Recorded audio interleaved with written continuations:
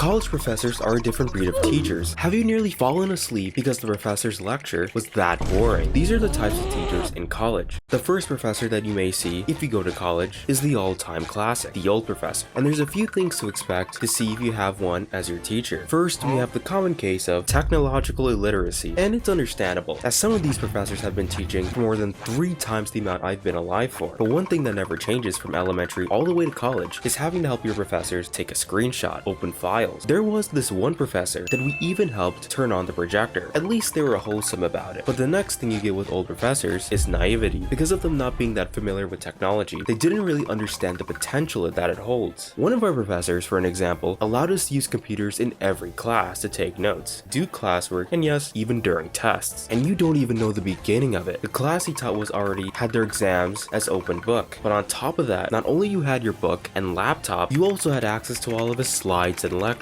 online in our classroom page. If you were to look at the definition of light work on Google, you'd find his class as a picture example, as there was no need to study, and some of the homies even use his class to sleep during his lectures. As long as they aren't mean, overall pretty good. A type of teacher's class that you can't sleep in, or you find yourself absolutely destroyed, are the serious teachers. Now I've had a few of them. They are the second worst I've ever experienced, as throughout your time during grade school, you'd hear stories of how strict professors are going to be, how they won't take any of your excuses that you're currently giving teachers now. The ones that are most close to the grade school descriptions have to be the serious professor, and when you have them, they are a pain to deal with. One of these professors I had during the pandemic, it was an English class. However, we were still doing online learning, and that was the only thing good about that class. My major problem though was that the program we were using to connect to their lectures, Zoom, the laptop I had during the time could not handle running it, and it would end up crashing my whole laptop from time to time. And at the end of this one class, where a professor was just wrapping up, it ended up happening right in the middle of his speech, and he got